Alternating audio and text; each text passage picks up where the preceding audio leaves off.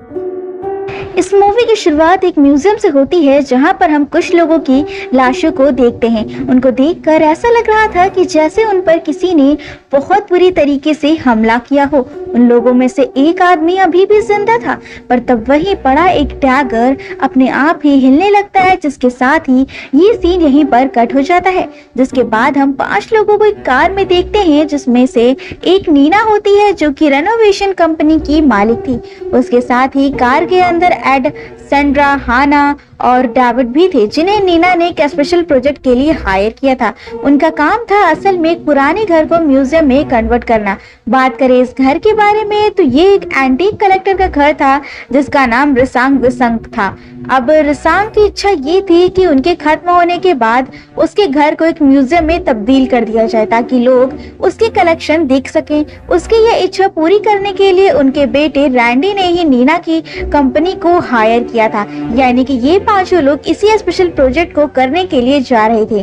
खैर, अब सभी लोगों को ये प्रोजेक्ट किसी भी हालत में पूरा करना था। उनके पास इसको खत्म करने के लिए खाली 3 दिन का टाइम था। खैर, अब थोड़ी देर के बाद ये लोग विसांगो हाउस पहुंच जाते हैं, जो कि काफी बड़ा विला था। वहां पर उनका स्वागत रैंडी और उसकी बहन बियन करते हैं। रैंडी नीना को प्रोफेसर दीर्घा और उनके असिस्टेंट मयांक से मिलवाता है, जो कि इस प्रोजेक्ट के इंचार्ज थे। साथ ही साथ दीर्घा हिस्ट्री प्रोफेसर भी है, तो वो अच्छे से उन लोगों को गाइड कर सकते हैं। दरअसल रैंडी को भी अपने पिता के कलेक्शन के बारे में आइडिया नहीं था। खैर, अब ये लोग विला के अंदर सर्वे करने जाते हैं और विला जितना बाहर से बड़ा दिखता था, उससे कई गुना ज्यादा वह अंदर से बड़ा था। अब हाना कहने लगती है कि ये प्रोजेक्ट केवल 3 दिन में पूरा करना काफी मुश्किल है, क्योंकि ये घर काफी ज्यादा बड़ा था। इसी बीच उन तीनों को कोई दिखाई देता है, लेकिन तभी उनके पास एक बूढ़ी महिला आती है, जिनको देखकर ये तीनों डर जाते हैं। तब डेविड बताता है कि ये यहाँ की हाउसमेड है। खैर, अब दूसरी ओर नीना रैंडी को बताती है कि ये घर काफी बड़ा है। दरअसल इन लोगों ने इस कॉन्ट्रैक्ट के बारे में वीडियो कॉल पर बात करी थी और तब वीडियो कॉल में ये घर इतना बड़ा नहीं दिख रहा था। अब बात ये थी कि नीना इस प्रोजेक्ट को केवल 3 दिन में खत्म नहीं कर सकती थी। रैंडी कहती है कि उन्हें 3 दिन में या किसी भी हालत में इसे पूरा करना होगा, और अगर नीना ये नहीं कर सकती तो वो किसी और को हायर करेगा। अब नीना के लिए काफी बड़ा ऑफर था, जिसके चलते नीना कहने लगती है कि वो मैनेज कर लेगी। मीनवाइल हम बियन को देखते हैं और बियन एक इंट्रोवर्ट टाइप की लड़की है। वो किसी से ज्यादा बातचीत नहीं करती है और ना ही किसी से इंटरेक्ट करती है, बस वो अपने ही ख्यालों में खोई सी रहती है। खैर, इसी बीच हमें एक फ्लैशबैक दिखाया जाता है जहां पर रिसांग, जिसका वह विला था, वह बिस्तर पर अपनी आखिरी सांस ले रहा था और यहीं पर उसने अपनी आखिरी इच्छा जाहिर की थी। वो उसके घर को एक म्यूजियम में कन्वर्ट करना चाहता था ताकि इस जनरेशन के लोग पुरानी हिस्ट्री को एक्सपीरियंस कर पाए। जिसके बाद सीन वापस से प्रेजेंट टाइम में आता है, जहां पर हम बियन को अकेले बैठा हुआ पाते हैं कि तभी अचानक से उसके पास सैंड्रा आती है और वो उससे बात करने की कोशिश करती है, लेकिन बियन इसमें इंटरेस्टेड ही नहीं था। तब वो उसको एक वीडियो के बारे में बताती है, जो कि हाना की ही एक प्राइवेट वीडियो थी, जो कि वायरल हो गई थी। अब सैंड्रा का बर्ताव थोड़ा सा टॉक्सिक टाइप का था, ये सब करके वह काफी गलत कर रही थी, लेकिन बियन इसमें भी इंटरेस्टेड नहीं होती है। अब सीन चेंज होता है, जहाँ पर सभी लोग खाना खाने बैठते हैं, यानी कि डिनर हो रहा था। अब रैंडी हाउसमेट को कल सुबह जल्दी आकर ब्रेकफास्ट प्रिपेयर करने को कहती है। इसी बीच हमको पता चलता है कि रैंडी अपने पिता की कोई भी कलेक्ट करी कोई चीज नहीं रखना चाहता था, और साथ ही साथ बियन का भी यही कहना था। वैसे भी बियन असल में एक फोटोग्राफर बनना चाहती थी, ना कि किसी म्यूजियम की केयर टेकर। खैर, यहाँ पर सैंड्रा हाना की वीडियो के बारे में बात करने लगती है, जो कि हाना को बिल्कुल पसंद नहीं आता, लेकिन तभी अचानक से लाइट ऑफ ऑन होने लगती है। रैंडी कहता है कि यहाँ पर यह अक्सर होता रहता है। खैर, अब यहाँ पर नीना उन लोगों को बताती है कि उन्हें यह प्रोजेक्ट 3 दिन में कंप्लीट करना पड़ेगा, लेकिन 3 दिन काफी कम थे। डेविड को नहीं लग रहा था कि ये लोग 3 दिन में कुछ भी कर पाएंगे। तब नीना कहती है कि काम जल्दी खत्म करने के लिए वो आज रात से ही काम को शुरू करेंगे। अब डिनर करने के बाद हाना डेविड को बताती है कि हाना फिर से उसके पास से गड़े मुर्दे उखाड़ रही है। तब डेविड बताता है कि उसने उसे पहले ही इस चीज के बारे में वार्न किया था। तो असल में हाना का एक पास्ट हुआ करता था, जिसके अंदर उसके हस्बैंड ने उसके साथ गलत किया था, और वह पास्ट असल में उसका एक ट्रॉमा बन चुका था। डेविड उसको समझाता है और ये सब भूलने के लिए कहता है। खैर तभी एड आकर बोलता है कि नीना उनको बुला रही है और तब वह दोनों नीना के पास जाते हैं। अब वहां पर आकर वो काम को समझने लगते हैं कि इसी बीच दार्मो, जो कि वहां का गार्ड है, वो उनको टॉर्च देता है ताकि लाइट जाने के बाद वो उस टॉर्च का इस्तेमाल कर सके। अब इसी बीच लाइट भी चली जाती है और जो डार्मो है वो बाहर जनरेटर चालू करने चला जाता है कि इसी बीच सैंड्रा हंसी मजाक करने लगती है और उसकी आदतें जो थी वो काफी ज्यादा अनोइंग थी, जो कि हाना को पसंद नहीं आती। खैर इसके बाद जो लाइट है वो वापस आ जाती है, यानी कि जनरेटर ऑन हो चुका है और ये लोग अपने काम पर लग जाते हैं। तभी हम वहाँ पर कुछ एंटिक्स के बारे में जानते हैं, जैसे वहां पर कई सारे एंटिक्स और पुराने वेपन्स भी रखे हुए थे, जिसके अंदर एक कैरस यानी कि डैगर भी शामिल था और इसी डैगर को हमने शुरुआत में भी देखा था। खैर सैंड्रा कहने लगती है कि उसने सुना है कि पुराने कैरस के अंदर शक्तियां होती हैं और ये सुनकर हाना उसे बकवास ना करने के लिए बोलती है, लेकिन इस चीज से चिढ़ते हुए सैंड्रा उसे दोबारा उसके पास्ट को लेकर कमेंट पास करती है और इस बारे में वह अपने लिमिट क्रॉस कर चुकी थी, जिसके बाद डेविड को काफी गुस्सा आ गया था और वो उसे वहीं पर लड़ाई करने लगता है। अब उनकी लड़ाई के बीच में होता ये है कि डेविड को धक्का लग गया था, जिसके बाद बुक शेल्फ पर जो बुक रखी हुई थी वह हिल जाती और तभी वहां पर एक खुफिया रास्ता खुल जाता। ये देखकर नीना रैंडी इस बारे में पूछने लगती हैं, लेकिन रैंडी ने खुद आज से पहले इस दरवाजे को नहीं देखा था, यानी कि उसको भी आइडिया नहीं था कि उसके पिता ने ऐसे सीक्रेट चैम्बर या फिर सीक्रेट रास्ते भी बना रखे थे। खैर अब वह सभी लोग उसके अंदर जाने का फैसला करते हैं, जिसके बाद वह अंदर जाते हैं और अंदर जाने पर वो ये देखते हैं कि वहां पर काफी बड़ा रूम जैसा बना हुआ था। वहां पर और भी रिलिक्स यानी कि एंटिक्स और स्टैचूज रखे हुए थे और उस जगह को देखकर सैंड्रा कहने लगती है कि ये एक हॉन्टेड रूम है और हाना रैंडी से इस बारे में पूछती है, लेकिन वाकई में उसे इस बारे में कोई आइडिया नहीं था। अब इसी बीच मयांक को एक स्कैवेयर फाउंडेशन मिलता है, जिसके अंदर पल्लवा स्क्रिप्ट में कुछ लिखा था। अब मयांक उस स्क्रिप्ट को डिकोड करती है और उनको बताती है कि बहुत समय पहले एक राज्य हुआ करता था जो कि जंग के कारण खत्म हो गया था। राज्य का नाम असल में जंगाला था और इस राज्य के खत्म होने के बाद इसके अस्तित्व के नॉमिनेशन तक मिट गए थे। फिर एक दिन 1970 में खुदाई के दौरान एक रेलिक मिला जो अचानक गायब हो गया और वो रेलिक आज उनके सामने पड़ा हुआ है, जो कि कुछ और नहीं बल्कि वह स्टैचू है।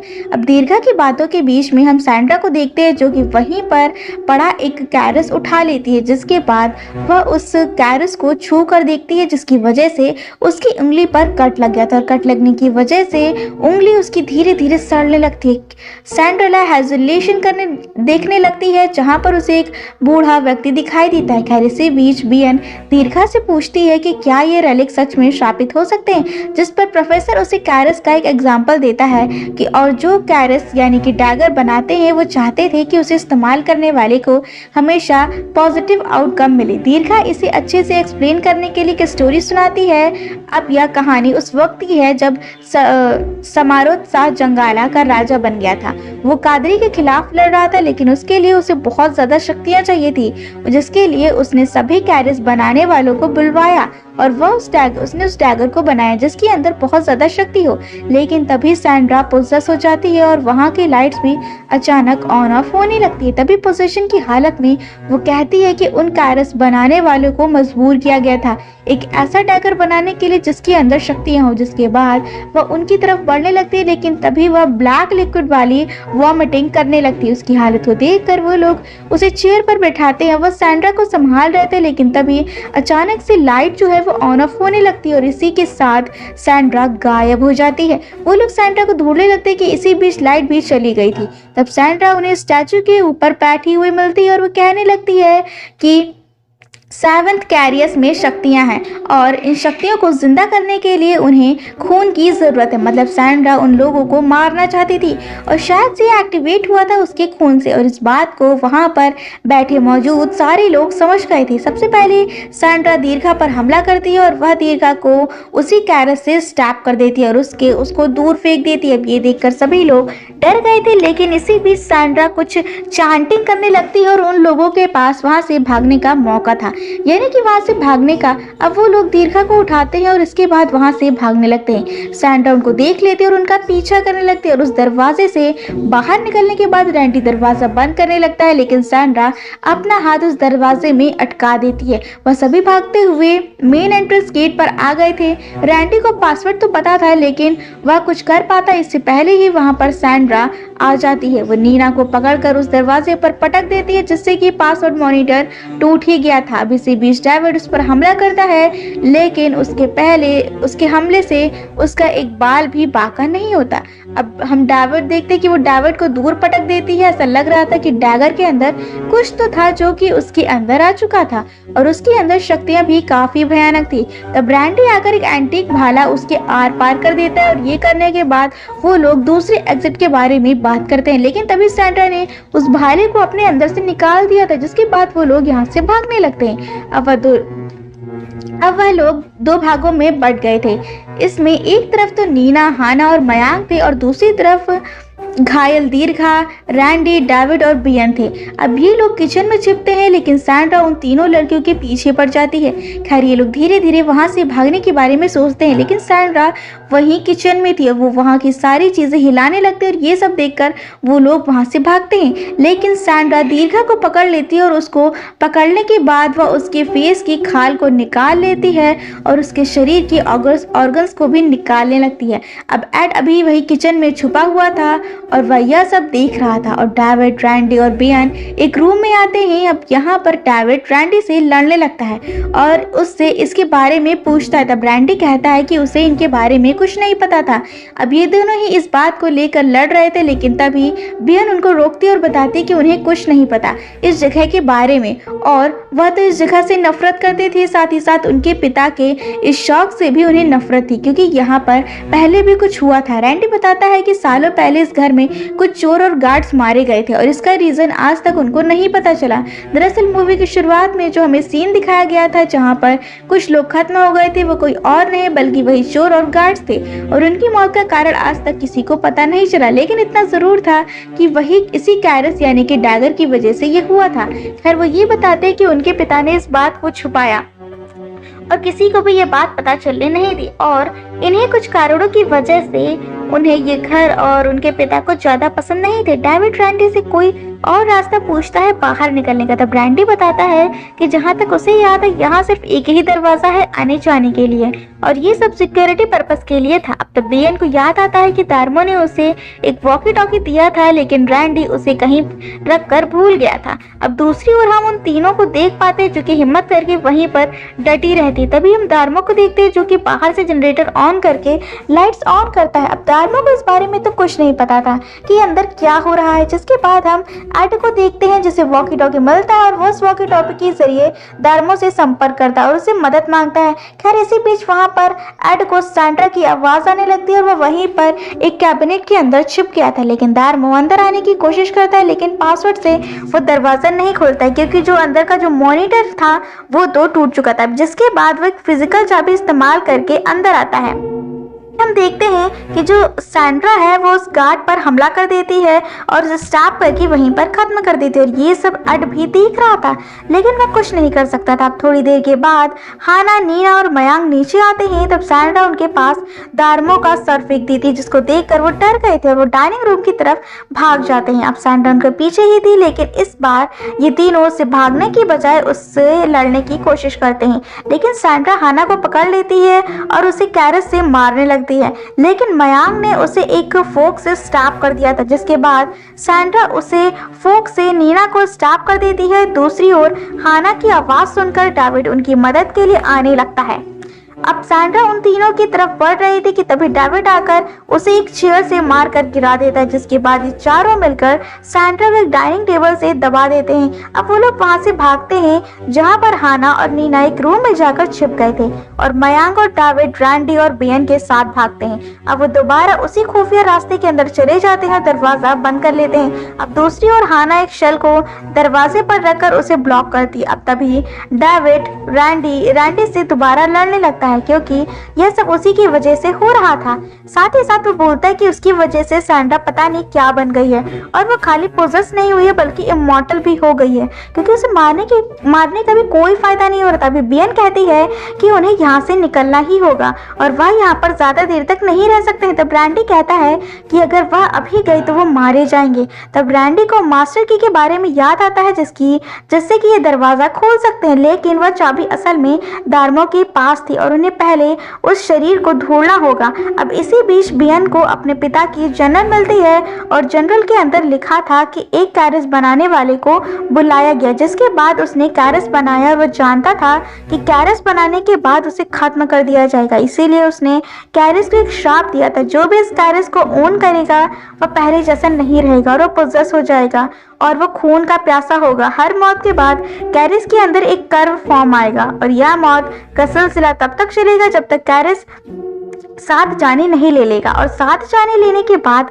कैरस दोबारा नॉर्मल हो जाएगा। तो यहाँ पर हमें ये समझ आ जाता है कि जंगाला के राजा ने ये कैरस जबरदस्ती बनवाया था और बनवाने के बाद कैरस बनाने वाले को खत्म कर दिया था। और जंगाला किंगडम के अंत का यही कारण था क्योंकि कोई ना कोई इससे आकर्षित होकर इस डैगर को छू ही लिया करता था, जिसके बाद 7 लोगों की जान लेने के बाद ही यह रुकता था। मतलब कि जब तक 7 लोग नहीं मरेंगे तब तक ये मौत का सिलसिला चलता रहेगा। और यहाँ पर पहली मौत तो ऑलरेडी हो चुकी है जो कि दार्मो की थी और जब इस घर के अंदर चोरी हुई थी तब भी गार्ड्स और चोरों को मिलाकर 7 लोग ही खत्म हुए थे। अब इसी बीच डेविड को याद आता है कि हाना तो खतरे में, इसीलिए वो जल्दी से उसको बचाने के लिए निकल जाता है। तभी हम हाना और नीना को देखते हैं जो कि बिस्तर के नीचे छुपे हुए थे कि तभी सैंड्रा आकर नीना को देख लेती है और उसे बाहर निकालकर कई बार स्टॉप करके उसे खत्म कर देती है, यानी कि दूसरी लड़की खत्म हो चुकी है। इसके बाद हम कैरेज के अंदर एक कर्व को आता हुआ देखते हैं। हाना किसी तरह से वहां से बाहर निकलने की कोशिश करती है लेकिन गलती से उससे आवाज हो गई थी कि इसी बीच वहां डेविड पहुंचता है और वह हाना को अपने पीछे छिपा लेता है, जिसके बाद वहां पर बाकी के लोग भी आ गए थे। वो लोग सैंड्रा से बच रहे थे कि इसी बीच सैंड्रा डेविड को स्टॉप कर देती है और फिर बियन के हाथ पर एक कट मार देती है, लेकिन ये लोग उससे लड़कर उसका कैरस गिरा देते हैं और रैंडी उस कैरस को उठा लेता है और वो लोग वहां से भागने लगते हैं। डेविड, हाना, मयांक और बियन सीढ़ियों के नीचे छिप गए थे। हाना खुश थी कि डेविड को ज्यादा चोट नहीं आई थी। तब मयांक बताती है कि जो इस कैरस से हट हुआ है उस पर कैरस का श्राप आ चुका है, मतलब कि बियन भी सुरक्षित नहीं थी, यानी कि खाली इस कैरस या फिर डैगर को उठाने से श्राप नहीं लगता।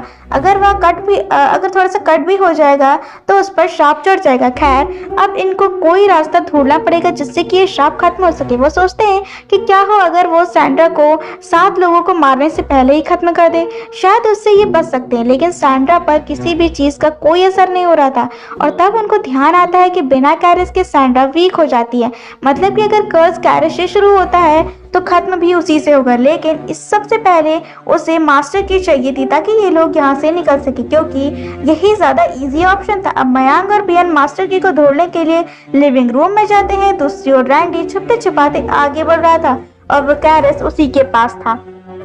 तभी उसको एड मिलता है और वो एड को अपने साथ रख लेता है। अब उन लोगों को मास्टर की ढूंढनी थी लेकिन सैंड्रा उनके पास आ गई थी। सैंड्रा उनसे वह कैरस छीनने लगती है कि इसी बीच रैंडी के गले पर कट लग जाता है, लेकिन वह कैरस को छोड़कर वहां से भागने लगता है और वो दोनों एक रूम में आकर छिप जाते हैं। यहाँ रैंडी एड से लड़ने लगता है क्योंकि वो उसे पीछे छोड़ आया था। यहाँ पर एड गुस्से में था और वो रैंडी को सुनाने लगता है और वो उसे ये कहता है कि आज वो और उसकी बहन दोनों खत्म हो जाएंगे। और ये सुनकर रैंडी को बहुत ज्यादा गुस्सा आ गया था और वो एड पर हमला करके उसको वहीं पर खत्म कर देता है।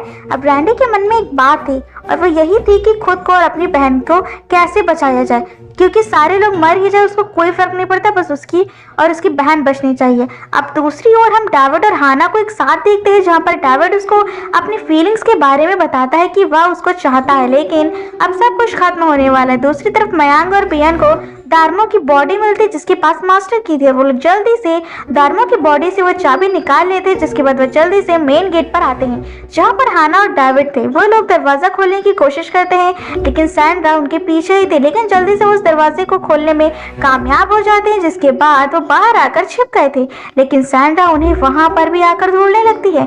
थोड़ी देर ढूंढने के बाद वह वहां से चली जाती। तब मयांक कार की चाबी लेने के लिए आगे बढ़ता है, पर उसे ये पता नहीं था कि सैंड्रा उसके पीछे ही थी। वो उस पर हमला कर देती है और उसे उस कैरस से स्टॉप कर देती है। अब हाना को गार्डनिंग कटर मिल जाता है जिसको शुरू करके वह सैंडा के सर में घुसा देती है, जिससे कि सैंडा वहीं पर गिर गई थी लेकिन वह अब भी जिंदा होती है।